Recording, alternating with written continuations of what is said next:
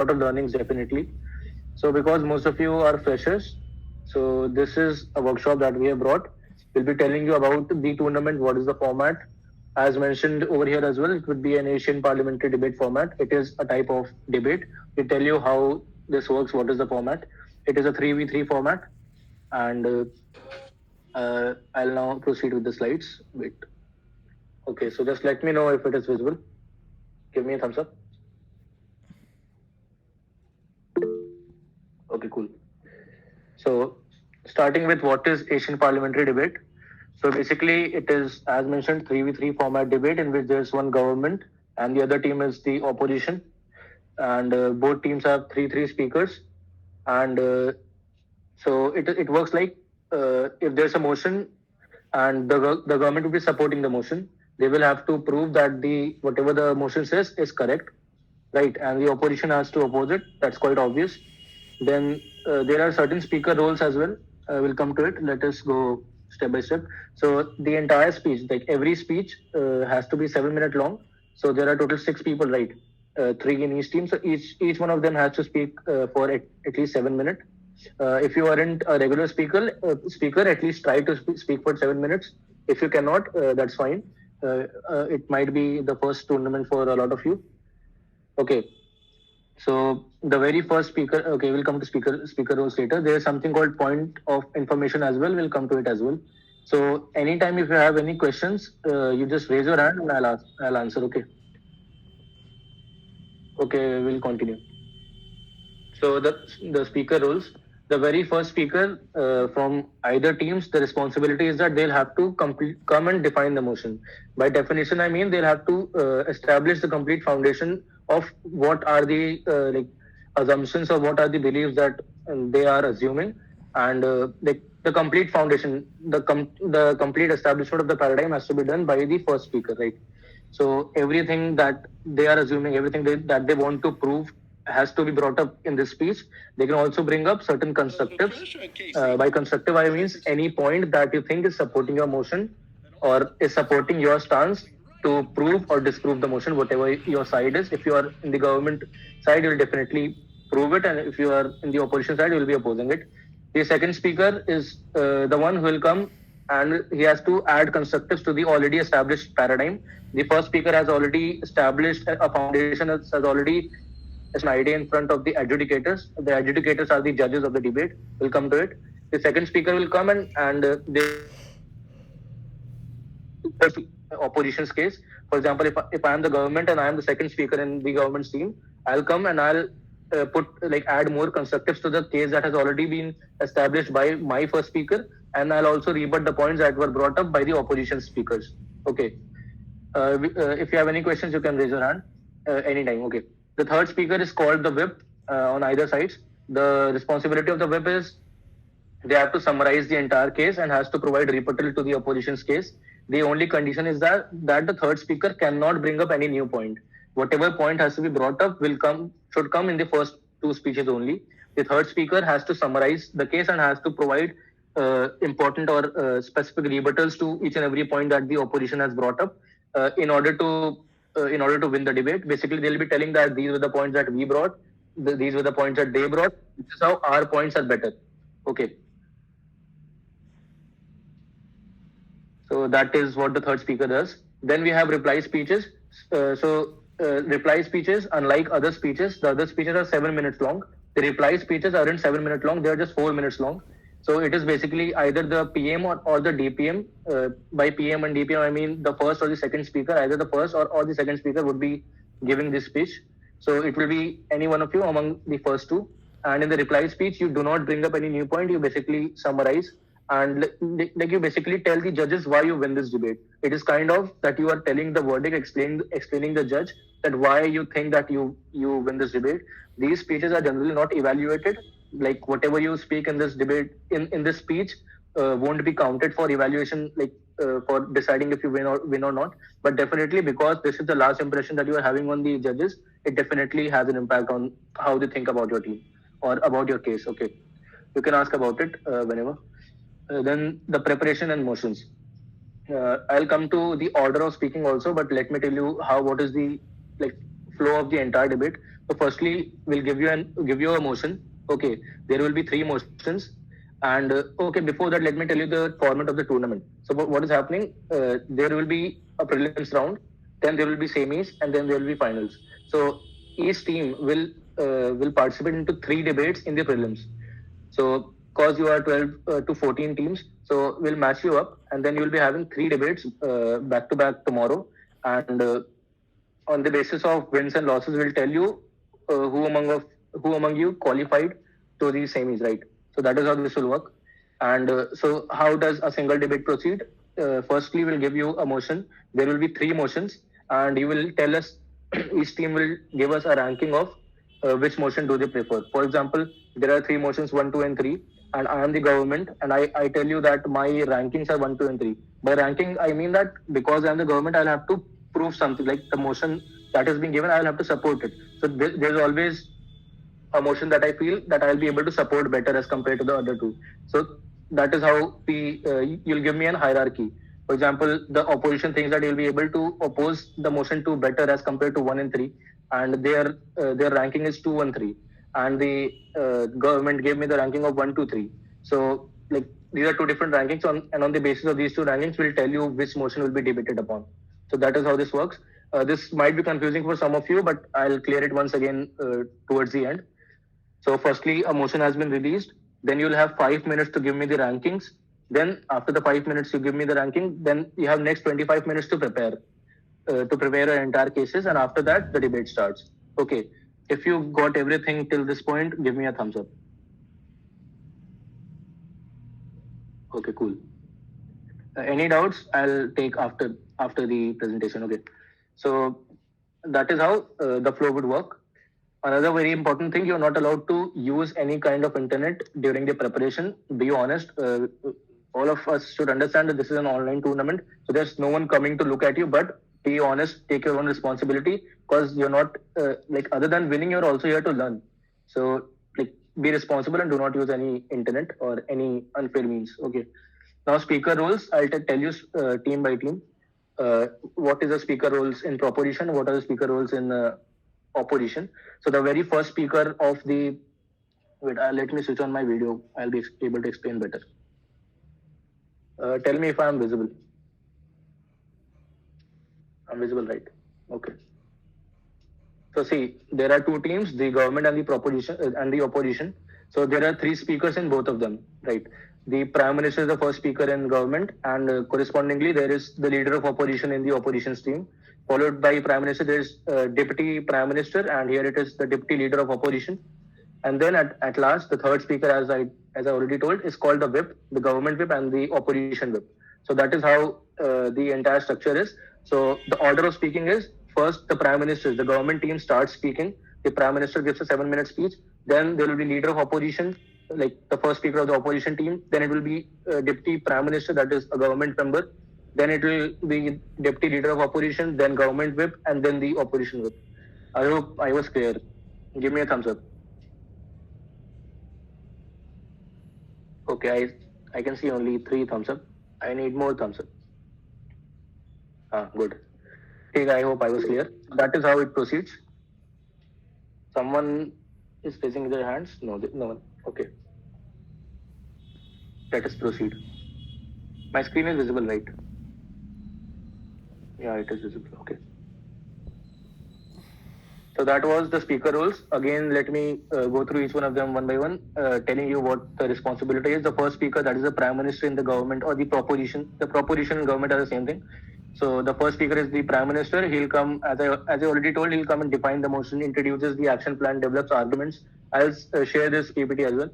The second speaker is the Deputy Prime Minister, who will go after the leader of opposition. So it is the first speaker, that is the Prime Minister from proposition. Then it is the first speaker, the leader of opposition from opposition. The leader of opposition has a similar responsibility as that of the Prime Minister. The only difference is that he'll also bring up certain rebuttals. Rebuttals means you're cancelling or rejecting the other team's points. Okay, so he has to rebut the points of the other team, that is the government's points, and he can also propose a counter model or a counter analysis or counter idea if he wishes, and he has to establish. Okay, Then comes the second speaker of the government's team, that is the Deputy Prime Minister. The responsibility is that the establishment has already been done by the first speaker, so you have to add more constructives and like extend the case basically. Okay. Then the similar kind of thing has to be done by the Deputy Leader of Opposition. The Deputy Prime Minister and the Deputy Leader of Opposition both will provide rebuttals to the previous speaker's speech. Okay. Then comes the last speaker of the government team. That is the third speaker called the whip. And as already told, summarization, rebuttals, no new points. That is the foremost rule. No new points has to be brought by the whip of either teams. So, and that is what the whip from the opposition will do. Okay. So one more thing is that someone wants to ask something. Ansh, do you want to say something? Yes, so after government's first speaker has given his speech, how much time is given to opposition to prepare to counter his point? 2 seconds. Would that be enough? Basically, you're not given any time. So, like whatever time for preparation you have is during the 25 minutes that you're getting for preparation. So, if I'm the Prime Minister and you are the leader of opposition, the moment I end my speech, you will be invited to the podium. You can definitely take 20 seconds to like put the points together in flow, but like you won't be given any significant amount of time for preparation. Okay. Okay. Okay. So like that is also a responsibility during preparation. You need to also keep in mind what are the points that the other team might bring up. So be prepared. Okay. So I hope the speaker roles were quite clear. Now talking about the reply speeches. So after the third speaker of the opposition team, technically as you might feel, it should be government reply first. But according to the rules of Asian Parliamentary Debate, after the opposition whip, it is directly the opposition reply that happens. I don't know why it happens. It is the format. Okay. So it is Prime Minister, Leader of Opposition, Deputy Prime Minister, Deputy Leader of Opposition, Government Whip, Opposition Whip, then Opposition reply followed by Government reply. Give me a thumbs up if that's clear. Okay, cool. One thumbs up. Second, third. Okay. A lot of thumbs up. Good. Okay. So reply speakers, summarize your case. Reply speakers may not introduce new arguments. Okay, I have already told repetition. Okay, now very important thing is that what kind of motions exist in this format of debate or any format. So see, there can be different types of motions. The very first being the analysis motions. So generally, these motions have this kind of wording. This house believes that, or this house support, this house opposes. So basically, you'll have to like focus on value judgment. If this house is supporting something, then why is it beneficial? If this house is opposing something, why is it not good for the society? Like basically value judgment debates. Okay. So if I am the proposition, so I'll like prepare a case on the value judgment, based on the value judgment, supporting the motion, and if I am the opposition, I'll do the like vice versa. Okay, I hope that's quite clear. We are not diving deep into each and every type of motion. That is because this is your first debate.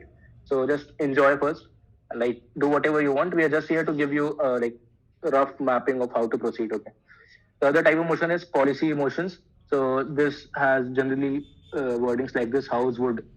So TSW stands for this house would. You can definitely always ask for clarity from the adjudicator. Adjudicators are the judges. We'll come to it. Okay. If it is written THBT and you don't know what THBT is, so ask for it. Okay. Always ask. Then government outlines how the policy will be implemented. So in these motions, the policy motions, of mechanization is very important.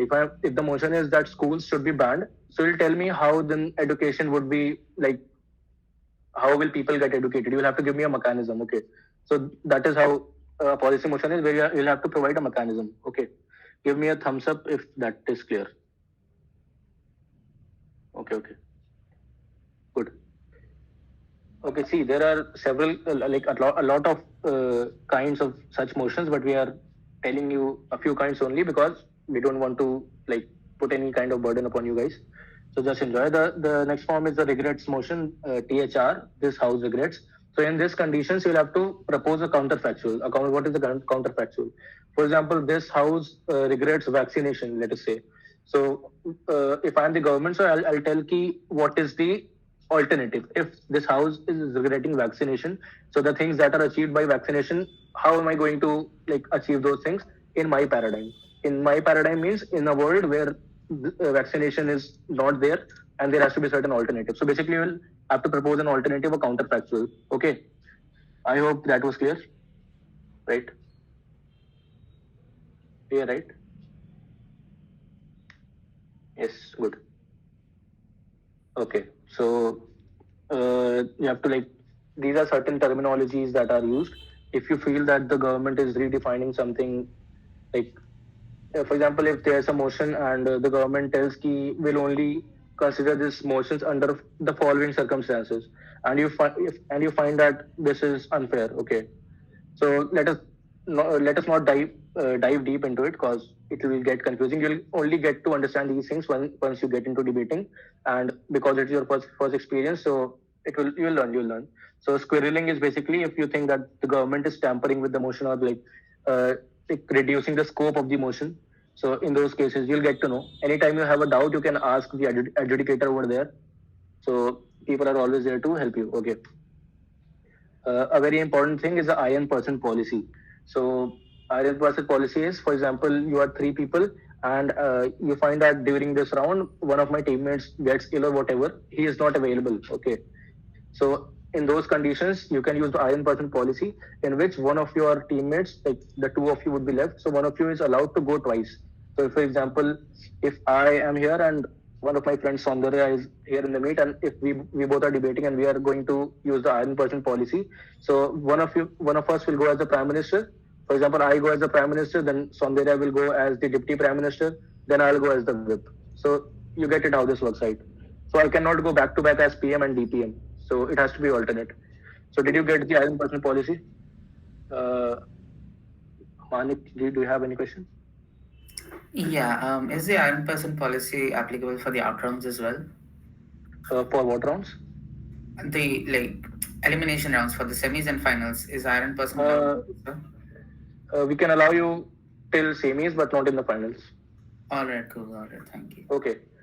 And you can use it only once throughout the like tournament. Like in the 5 rounds that you'll be having, three prelims, sorry, 4 rounds. No, it is not allowed in the finals. So in uh, three prelims plus one semis, you can use it only once.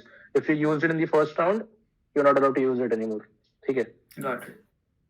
Okay. So I hope that was clear.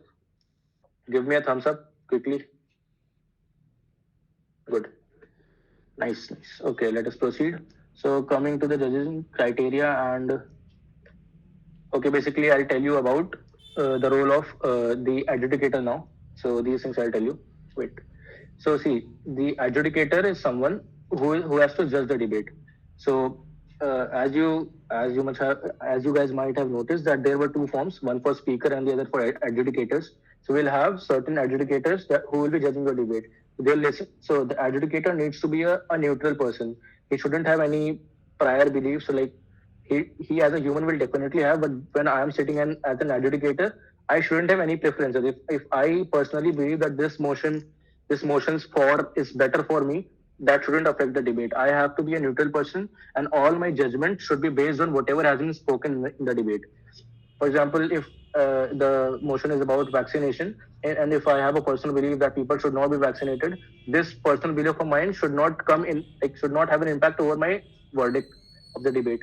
Whatever the gov tells, whatever the op tells, those points should be considered for evaluation. I hope that is clear.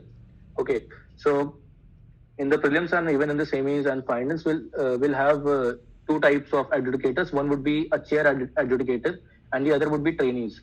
So the chair adjudicator is a club member from DebSoc, and those people are one whose verdict or whose evaluation would be considered. If there's a trainee who tells that this debate goes to the government, or government wins this debate, and the chair tells that the opposition wins the debate, so we'll consider whatever the chair says, and that is because the people in our club are experienced. Like the core adjudication panel, the chairs would be experienced people, and we'll be considering what their evaluation is. An adjudicator who is joining as a trainee in the prelims, if he is scored well and his performance is well, he can be upgraded to a chair in the semis or in the subsequent rounds. Okay, so I hope that was clear. Was that clear? Give me a thumbs up. Okay. So I think most of you here are speakers only. So whatever doubts you might have about adjudicators, you can ask anytime during like before the debate starts. Okay. And talking about the scores, so in Asian Parliamentary Debate, we assign scores to every speaker. So if you had an average speech, so you can see the criteria on which the judge assesses. It is based on clarity, engagement, and the way you articulate your points, your way of presentation, everything is counted. So on that basis, the adjudicator will assign you a score. An average score is of 75, and the entire spectrum ranges from 69 to 81. Generally, nobody gets a 81, nobody gets a 69. 75 is an average score. So I would like, if there's any adjudicator over here, I would like to tell that if you find that if the speech was average, give him a 75, give him or her a 75. So that was it. Okay. Generally, while like evaluating the verdict, once the adjudicator has like considered and analyzed all the points that were brought in the debate, and he came to a verdict. So generally, the winning team must have higher total speaker scores than the losing team. Okay, that is how that is how this should be. Okay. If you have any doubts, you can ask anytime. Okay, so that was like these are basically. So let me tell you about the adjudicator's speech also. So after the debate is over, after all the people, the speakers have spoken, there had been three speaker speeches from either sides, and two reply speeches from either sides. So the speaker portion is over. Now it is time for the adjudicator to come and justify his verdict. If I am the adjudicator, I'll come. I'll first see. I'll tell you a general format. It might differ from people to people, but a general format is I have to speak for 7 minutes. The adjudicator also has to speak for 7 to 8 minutes. So in those 7 to 8 minutes, I'll first come and tell you a general overview of the debate. How was the debate? Was it good? Was it bad? Was it average? And okay, after this, I'll do a clash analysis. I'll tell you, for example, the government said vaccination is not good for animals. Let us take a very vague and like random point. If the government said vaccination is not good for animal, and the government gave me an analysis about it, why is it not good for animals? Then the opposition came and they told me vaccination is good for animal because of these reasons. So there is a point where government and opposition both intersected. They both debated upon it, and then this point is called a clash. That is what a clash is in a debate. Now I'll tell you that this analysis was given by the government to me. This analysis was given by the opposition. I find that the government's analysis is better because they did this, like whatever the reason is. So you'll have to tell me why the winning like the particular team that has convinced you more is convincing you better. You have to basically justify why are you giving this clash to whatever team might be winning. I hope you get that. You can give me a thumbs up. This is all the job of the adjudicator. Okay. Okay. That is what. Again, keep in mind that as an adjudicator, one has to not include any kind of personal beliefs in the speech. You don't have to speak that I believe that the government was better, like due to whatever reasons. Just tell that why is it so? Why do you think that someone has convinced you better?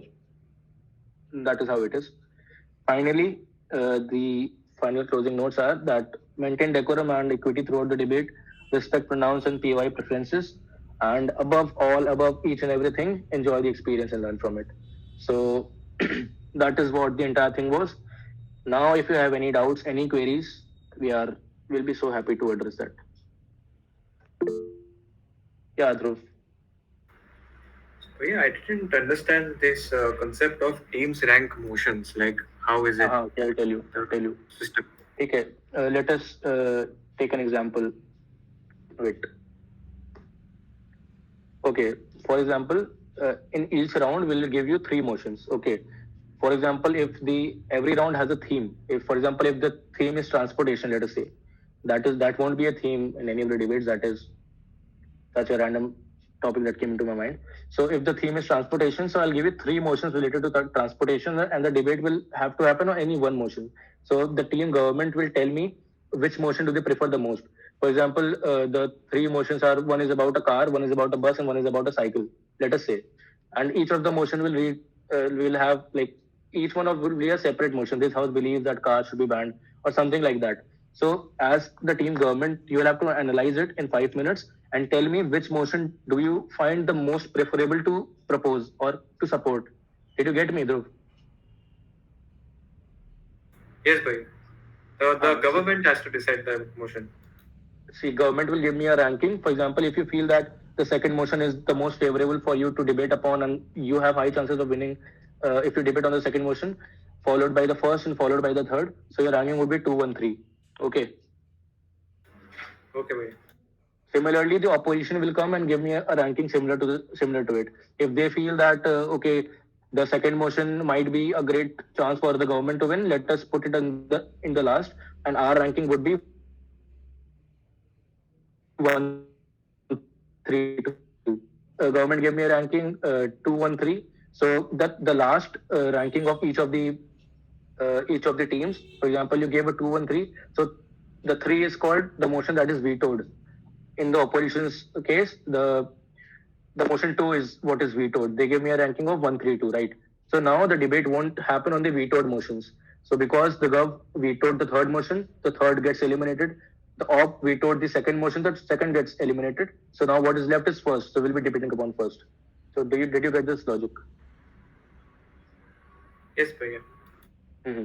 So, and there can be cases, for example, I am the government and Dhruv, you are the opposition. I gave the ranking of 1-3 and you gave the ranking of 2-1-3. So, in both of our cases, we vetoed motion 3. So, it will now be decided by a coin toss that if we'll be debating upon the first motion or the second motion. I hope I was clear. Yes. Bhai. Okay. Okay, so that is how this works. Yeah, Mrityunjay. Yeah, speaker. Who gives the reply speech? See, the PM and like the first speaker or the second speaker is like any one of them can give the reply speech. Okay, like except the whip, anyone can give. Okay, and we do not have to introduce any point and only summarize in that. In the reply speech, yeah. You just, for example, if the entire debate went, I am here for the reply speech. So this is how I'll start. I'll tell ki, sir, adjudicator, we feel that we clearly win this debate because we brought certain this point, and these points were very efficiently rebutting the points that the opposition brought up, and that is why you have to speak it for 4 minutes. You'll have to provide proper analysis. What are the things that you spoke, and why do you think you win? So, and yeah, that is how it is done. You don't have to bring anything new. Just like traverse through whatever has been spoken and just summarize. Did you get it, Mrityunjay? Yes. Okay. Any more questions?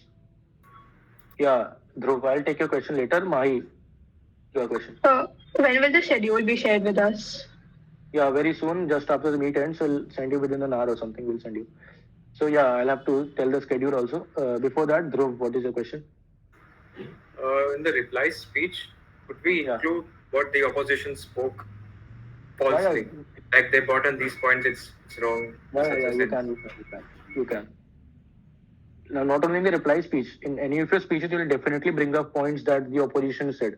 If the opposition is saying something and then I'm the second speaker of the government, the leader of opposition spoke something, and I'm the DPM, the Deputy Prime Minister, I'll definitely tell this is what opposition said. This is where there is a flaw in their logic, and this is what we propose and why our paradigm is better. This is what we support and this is better.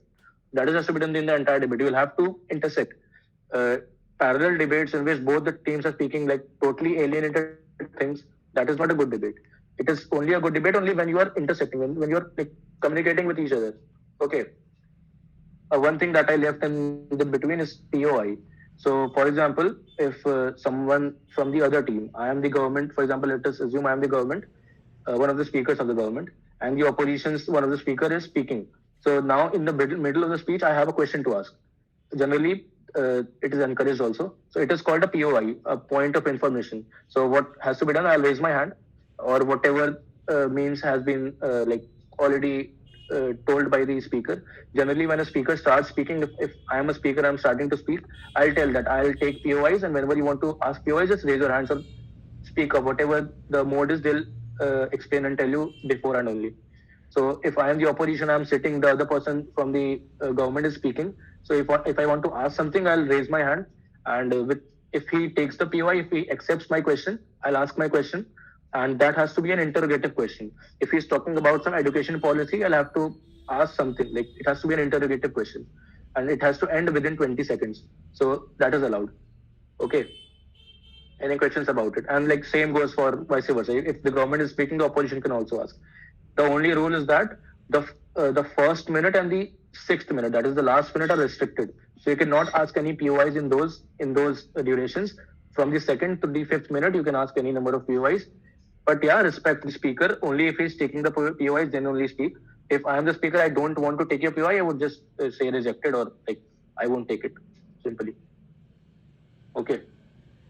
Do you get it?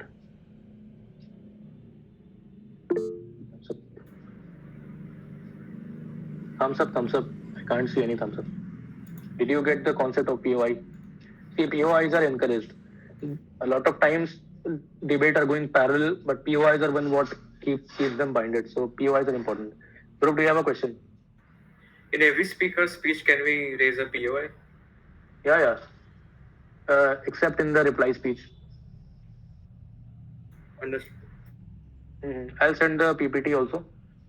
Anything else you guys want to ask? Before that, let me tell you the timing. So we'll start. The very first round starts at like 10 a.m. So let me show you where are we going to conduct this. Give me 1 second.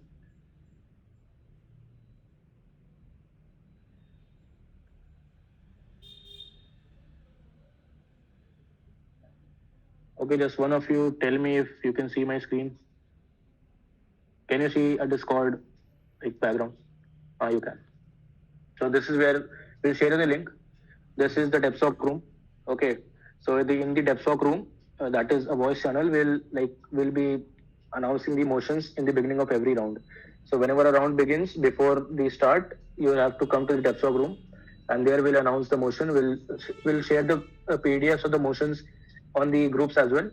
But this is where the announcement would be. We'll also put it on this text channel that is called the announcement. Okay. Then this is the chill room in between rounds. If you want to chill out, if you want to discuss what the other people are doing in between the rounds, not during the debate, you can come here and talk to us, talk to anyone. Okay, basically that's a chill room. Then there are different rooms. So in the prelims, we'll assign you one of the rooms. We'll share an Excel sheet where it will be updated that this is your team name, this is the room that has been allotted, this is your side like proposition or opposition, and these are the motions that we'll be debating upon. So you'll go to, for example, room 3 is allotted to me, and I am the proposition. I'll go to the prop prep, and I'll have my team members over there, call everyone of your team over here, and then discuss. Then when the time is up, go to the debate channel, and you can debate over here. The debate begins. You'll have like the adjudicators and the chairs over here. They'll help you navigate. So this is where we're going to have it, and so there are a lot of rooms. You will be told which is what room. This is the general chat. If you have any queries, anytime you can ask. If you have any problems, you can even reach out to us personally on WhatsApp. But this is also a place. This is the announcement channel. I told more or less everything. If you have any doubts regarding it, those people who do not have Discord installed or do not have an ID, make it right now, because everything will be happening on Discord only. And if someone doesn't know how to use Discord, it's quite easy. Just go on YouTube and watch a tutorial. So that was it. Any questions about the platform?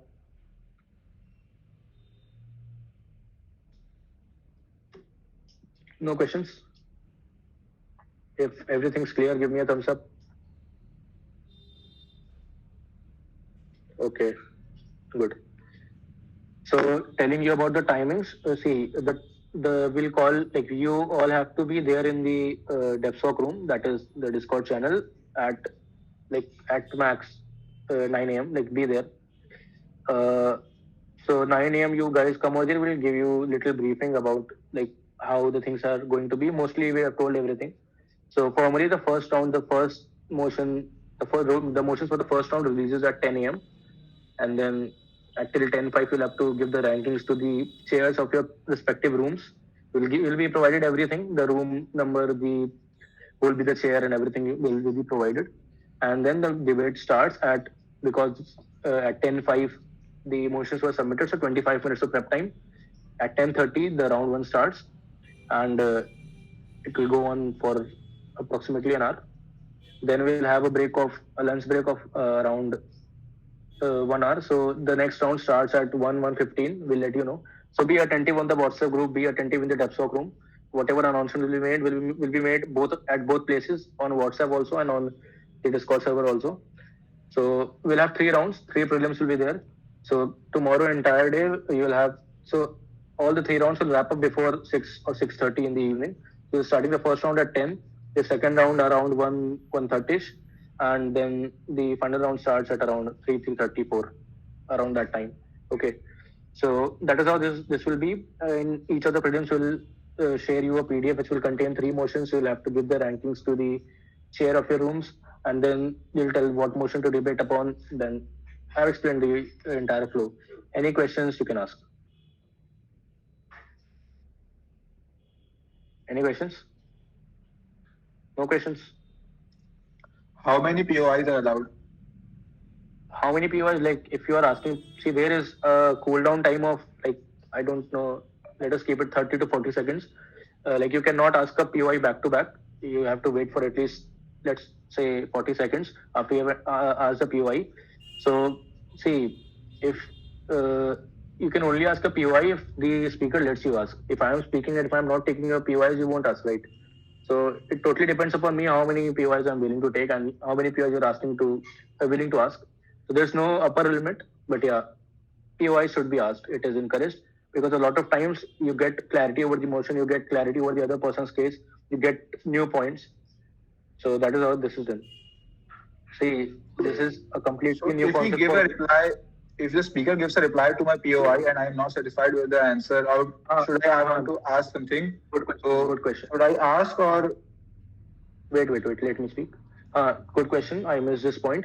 So the thing is, you're not allowed any follow-ups. If I ask a question, the speaker replied. Doesn't matter if I'm satisfied or not. I am not allowed to like counter or follow up. No follow-up questions. So only one question. Okay. Yeah, Dhruv, you have a question. So timing of the POI plus the speech content should wrap up in 7 minutes. Yeah. Like POIs aren't like exclusive of the 7 minutes. It is included in the 7 minutes only. So I'll see after the mark of 7 minutes and 20 seconds, whatever you speak will not be evaluated or will not be considered as a part of the debate by the adjudicators. Okay. So the adjudicator will tell you at 7 minutes only that the time is up. So when it is 7 minutes, if you in case you reach 7 minutes mark, so just try to wrap it up in 20 seconds. Any questions? Anyone you can ask.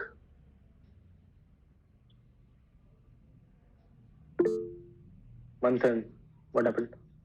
Bhaiya, the time, like the time when the POI ask, like there is a POI raised, so will it be counted in our speech time or the speech time will be adjusted accordingly? It will be. So sometimes what happens, if I am speaking and I think I have a lot of content to speak and I won't be able to accommodate, I would be hardly able to accommodate in the 7 minutes. So I'll not take a POI. So sometimes, and yeah, the either thing can also happen is that I am running out of content and I think I see that the opposition is asking a POI. So I'll definitely take it to like complete my time. So yeah, you have to take your call, whatever you feel. If you want to take it, take it. Generally, it is encouraged to have a better debate, better communication between the teams.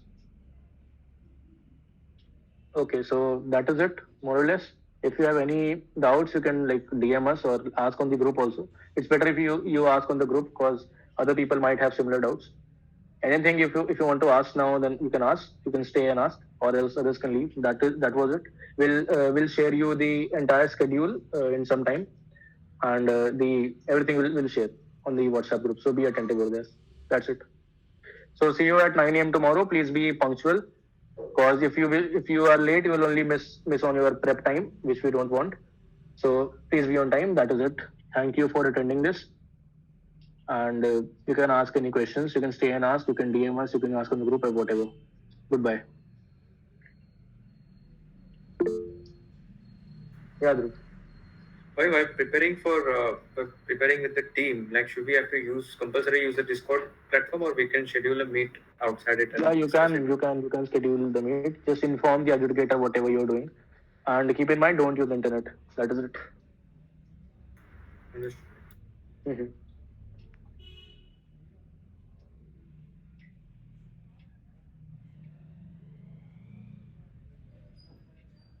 Okay, then we'll wrap.